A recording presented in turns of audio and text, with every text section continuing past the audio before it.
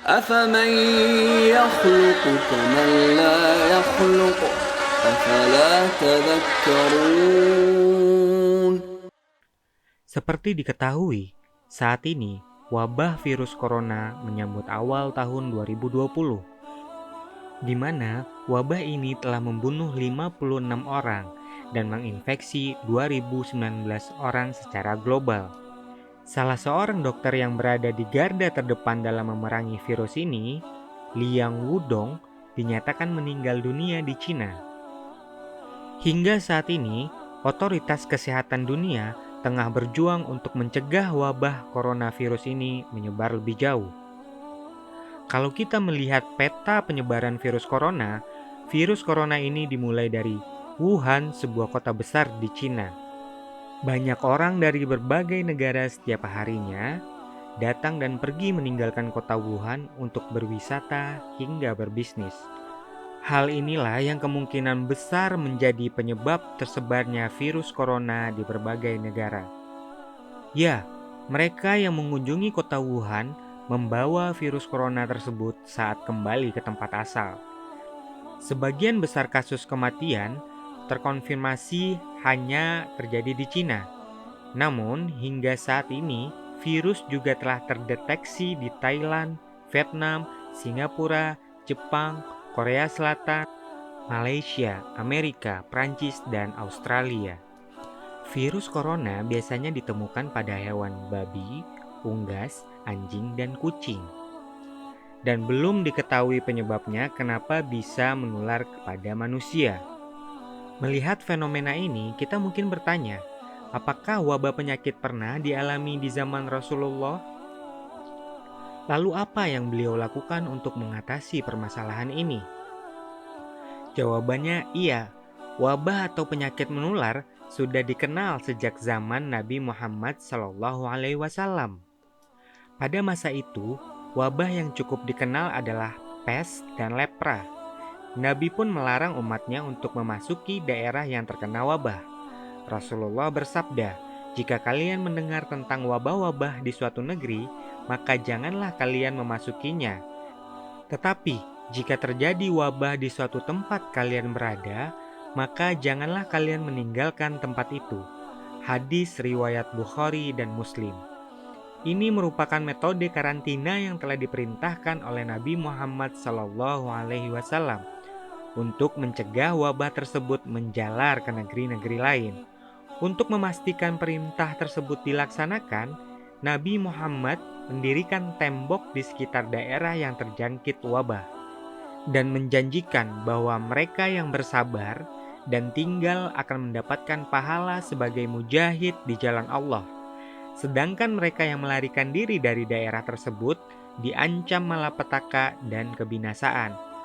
Peringatan kehati-hatian pada penyakit lepra juga dikenal luas pada masa hidup Nabi Muhammad SAW.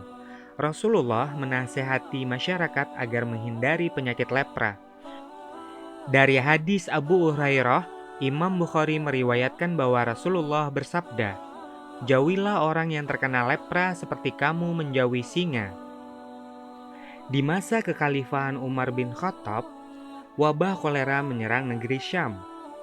Khalifah Umar bersama rombongan yang saat itu dalam perjalanan menuju Syam terpaksa menghentikan perjalanannya. Umar pun meminta pendapat kaum Muhajirin dan kaum Ansor untuk memilih melanjutkan perjalanan atau kembali ke Madinah. Sebagian dari mereka berpendapat untuk tetap melanjutkan perjalanan dan sebagian lagi berpendapat untuk membatalkan perjalanan. Umar pun kemudian meminta pendapat sesepuh Quraisy yang kemudian menyarankan agar khalifah tidak melanjutkan perjalanan menuju kota yang sedang diserang penyakit atau wabah. "Menurut kami, engkau beserta orang-orang yang bersamamu sebaiknya kembali ke Madinah, dan janganlah engkau bawa mereka ke tempat yang terjangkit penyakit atau wabah tersebut," ujar sesepuh Quraisy. Namun, di antara rombongan Abu Ubaidah bin Jarrah masih menyaksikan keputusan khalifah. "Kenapa engkau melarikan diri dari ketentuan Allah?" ujarnya.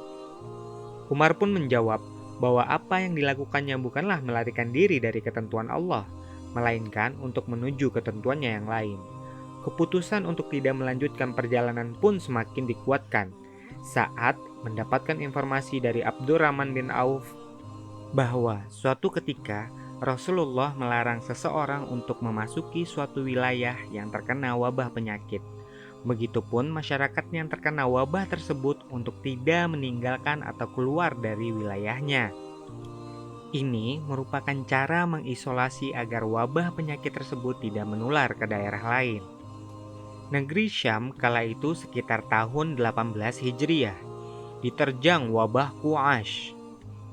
Wabah tersebut menelan korban jiwa sebanyak 25.000 kaum muslimin. Di antara sahabat Nabi Muhammad SAW yang meninggal akibat wabah Quraisy adalah Mu'adz bin Jabal dan Abu Ubaidah. Semoga Allah balas beliau dengan surga yang telah dijanjikan. Melihat wabah corona yang menimpa dunia saat ini, kita harus pahami cara penyebaran dan pencegahannya. Penyebaran virus ini dapat melalui udara ketika kita berbicara dengan orang yang telah terinfeksi virus. Kemudian virus ini juga dapat disebarkan apabila Anda bersentuhan dengan orang yang terinfeksi. Virus dapat masuk dari bagian mulut, mata, ataupun hidung. Gejala virus corona yaitu sakit tenggorokan, sakit kepala, hidung beringus, bersin, batuk, demam, serta kelelahan. Lalu, untuk pencegahan, hindari makan daging dan telur mentah. Makanlah makanan yang halal lagi baik sebagaimana perintah dari Allah dalam surat An-Nahl ayat ke-114 dan 115. فكلوا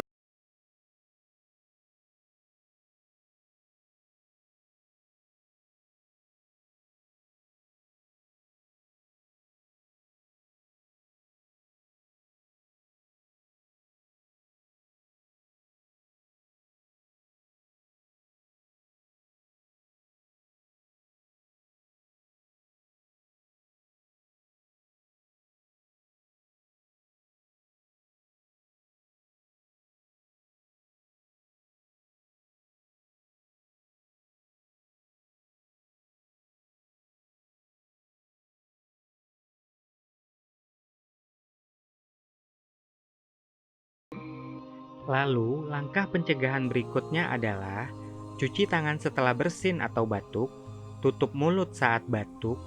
Jika sudah terinfeksi, amalkan pesan Rasulullah. Bersabar dan tetap berada di wilayah tempat terkena wabah. Jangan meninggalkan wilayah tersebut. Serta hindari kontak dan bersentuhan dengan orang lain, langsung ke rumah sakit.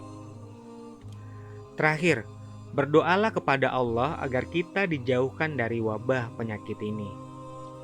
Silahkan amalkan doa berikut.